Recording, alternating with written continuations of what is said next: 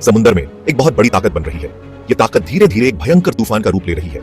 Cyclone Fengal, ये नाम जल्दी ही सबके जुबान पर होगा, क्योंकि ये तूफान तेजी से बढ़ रहा है।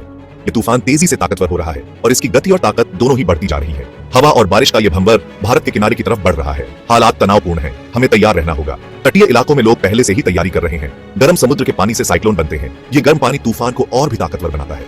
पानी भाप बन के ऊपर जाता है और कम दबाव वाला जगह बनता है। ये प्रक्रिया तूफान को जन्म देती है। ये कम दबाव आसपास की हवा को खींचता है, जिससे तेज हवाएं चलती हैं। ये हवाएं तूफान को और भी घातक बनाती हैं। पृथ्वी के घूमने को मिला लो और बन गया एक घूमता हुआ तूफान। ये तूफान अपने रास्ते में आने वाली हर चीज को तबाह कर सकता है। साइक्लोन फेंगल भी ऐसे ही बन रहा है, हर घंटे बड़ा और खतरनाक होता जा रहा है। इसकी ताकत और आकार दोनों ही बढ़ रहे हैं। नए सैटेलाइट इमेजेस में फेंगल बादलों की एक बड़ी घूमती हुई चकती जैसा दिख रहा है। ये चकती बहुत ही खतरनाक है। अभी ये कहना मुश्किल है कि ये कहां टकराएगा। इसकी दिशा और गति दोनों ही अनिश्चित है, लेकिन पूरा भारत का समुद्री किनारा अलर्ट पर है। हर कोई सतर्क है और तैयार है। किनारे के लोग तेज हवाओं, भारी बारिश और बाढ़ के लिए तैयार हो रहे हैं। वे अपने घरों को सुरक्षित कर रहे हैं और सुरक्षित स्थानों पर जा रहे हैं। ये समय सावधान रहने और सही फैसले लेने का है। हमें मिलकर इस तूफान का सामना करना होगा। भारतीय मौसम विभाग यानी आईएमडी साइक्लोन फेंगल पर नजर रखे हुए है। आईएमडी के वैज्ञानिक और विशेषज्ञ लगातार मौसम के बदलावों पर नजर बनाए हुए हैं और सटीक जानकारी जुटा रहे हैं। वो लोगों को नियमित अपडेट्स और वार्निंग्स देते रहते हैं। टीवी, रेडियो और सोशल मीडिया के माध्यम से जनता को समय समय पर सूचित किया जा रहा है। उनके डेटा से पता चलता है कि पूर्वी तट ज्यादा खतरे में है। सैटेलाइट इमेज और मौसम पूर्वानुमान से यह स्पष्ट हो गया है कि साइक्लोन का रास्ता पूर्वी तट की ओर है। ओडिशा और पश्चिम बंगाल जैसे राज्य सीधे टकराव की तैयारी कर रहे हैं। स्थानीय प्रशासन और सरकारें मिलकर सुरक्षा के इंतजाम कर रही हैं। किनारे के लोगों को सुरक्षित जगहों पर ले जाया जा रहा है। सामुदायिक निकासी योजनाओं को तेजी से लागू किया जा रहा है। साइक्लोन शेल्टर्स खोले जा रहे हैं और उनमें सामान रखा जा रहा है। इन शेल्टर्स में खाने पीने की चीजें, दवाइयां और अन्य आवश्यक सामग्री रखी जा रही है। मछुआरों को समुद्र में न जाने की चेतावनी दी गई है। मछुआरों को सुरक्षित स्थानों पर लौटने के निर्देश दिए गए हैं।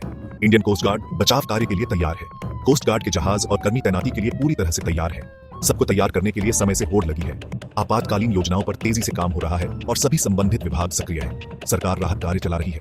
राहत सामग्री के वितरण केंद्र स्थापित किए जा रहे हैं और अधिकारी समन्वय में जुटे हैं। खाना, पानी और दवाइयां जैसी जरूरी चीजें खास जगहों पर पहुंचाई जा रही हैं। राहत सामग्री को व्यवस्थित तरीके से वितरित किया जा रहा है। सेना भी राहत और बचाव कार्य में मदद के लिए तैयार है। सेना के ट्रक राहत सामग्री के साथ तैयार खड़े हैं। हालात गंभीर हैं, लेकिन भारत ने पहले भी साइक्लोन का सामना किया है। पिछले साइक्लोन के बाद पुनर्निर्माण के प्रयासों ने समुदायों को मजबूत बनाया है। जरूर जल्दबाजी है, लेकिन साथ ही एक दृढ़ निश्चय भी है। लोग मिलकर काम कर रहे हैं और स्वयंसेवक तैयारियों में मदद कर रहे हैं। भारत का साइक्लोन के साथ एक लंबा और दुखद इतिहास रहा है। हर साल भारतीय तटों पर कई चक्रवात आते हैं जो तबाही और विनाश का कारण बनते हैं। 1999 का ओडिशा साइक्लोन सबसे खतरनाक था, जिसमें हजारों लोग मारे गए थे। इस चक्रवात ने पूरे राज्य को हिलाकर रख दिया था और पुनर्निर्माण में वर्षों लग गए। हाल ही में 2019 में साइक्लोन फानी ने बहुत तबाही मचाई थी।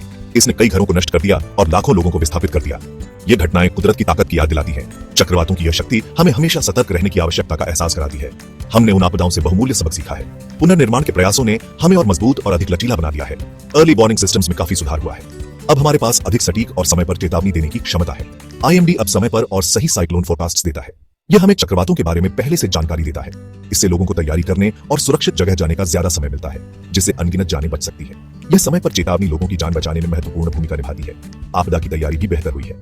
अब हमारे पास अधिक संसाधन और बेहतर योजनाएं हैं। राष्ट्रीय आपदा मोचन बल यानी एनडीआरएफ बड़ी आपदाओं से निपटने के लिए बेहतर तरीके से तैयार है। उनकी त्वरित प्रतिक्रिया ने कई जानें बचाई हैं। तेज और सही प्रतिक्रिया के लिए नियमित रूप से मॉक ड्रिल्स किए जाते हैं। ये अभ्यास हमें वास्तविक आपदाओं के लिए तैयार करते हैं। हम साइक्लोन को रोक नहीं सकते, लेकिन हम ज्यादा तैयार जरूर रह सकते हैं। तैयारी और जागरूकता ही हमारी सबसे बड़ी ताकत है। सेक्शन 4 नुकसान का हिसाब, आर्थिक और सामाजिक प्रभाव। साइक्लोन सिर्फ हवा और बारिश नहीं लाते, वो अपने पीछे बहुत बर्बादी छोड़ जाते हैं। आर्थिक नुकसान बहुत भारी हो सकता है। किनारे के लोग मछली पकड़ने और टूरिज्म पर निर्भर करते हैं। साइक्लोन से ये दोनों ही बहुत प्रभावित होते हैं। इंफ्रास्ट्रक्चर को बहुत नुकसान होता है। सड़कें, पुल और बिजली के तार अक्सर टूट जाते हैं, जिससे जरूरी सेवाएं बंद हो जाती हैं। घर टूट जाते हैं, लोग बेघर हो जाते हैं। खेती को भी नुकसान होता है, फसलें बर्बाद हो जाती हैं, जिससे लोगों की रोजी रोटी और खाने की सुरक्षा पर असर पड़ता है। ठीक होने की प्रक्रिया लंबी और मुश्किल होती है। सेक्शन 5 बदलता मौसम, साइक्लोन की ताकत बढ़ाना। वैज्ञानिक मानते हैं कि क्लाइमेट चेंज साइक्लोन को और ज्यादा तेज और बार बार ला रहा है। ज्यादा गर्म समुद्र का तापमान इन तूफानों को और ताकत देता है। समुद्र के बढ़ते स्तर से किनारे पर बाढ़ का खतरा बढ़ जाता है। क्लाइमेट चेंज और एक्सट्रीम वेदर इवेंट्स के बीच का संबंध अब और साफ होता जा रहा है। ये एक वैश्विक समस्या है, जिसके लिए वैश्विक कार्रवाई की जरूरत है। क्लाइमेट चेंज के प्रभावों को कम करने के लिए ग्रीन हाउस गैस एमिशंस को कम करना बहुत जरूरी है। हमें ऊर्जा के साफ सुथरे सोर्सेज की ओर बढ़ना होगा और सस्टेनेबल प्रैक्टिसेस को अपनाना होगा। हमारे ग्रह का भविष्य इसी पर निर्भर करता है। सेक्शन 6 कार्रवाई का समय, मजबूती और तैयारी बनाना। साइक्लोन फेंगल उन ताकतों की याद दिलाता है जिनका हम सामना करते हैं।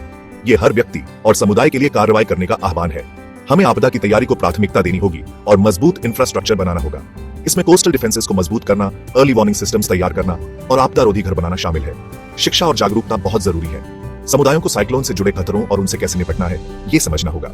मॉक ड्रिल्स और अवेयरनेस कैंपेन्स लोगों को इमरजेंसीज के लिए तैयार करने में मदद कर सकते हैं। तैयार रहना जिंदगी और मौत का फर्क ला सकता है। सेक्शन 7, तूफान का सामना, सुरक्षित भविष्य के लिए सामूहिक प्रयास। साइक्लोन फेंगल एक चुनौती है, लेकिन ये एक मौका भी है। एक राष्ट्र के रूप में एक साथ आने और इस खतरे का सामना करने का मौका। मिलकर काम करके हम नुकसान को कम कर सकते हैं और अपने समुदायों की रक्षा कर सकते हैं। हमें पारंपरिक ज्ञान को आधुनिक तकनीक के साथ जोड़ना होगा। हमें एक दूसरे का, खासकर सबसे कमजोर लोगों का साथ देना होगा। हिम्मत और करुणा की भावना ही हमें इससे पार लगाएगी। याद रखें, हम साथ मिलकर मजबूत हैं। आइए इस चुनौती का सामना साहस और दृढ़ निश्चय के साथ करें। आइए अपने और आने वाली पीढ़ियों के लिए एक सुरक्षित भविष्य बनाएं।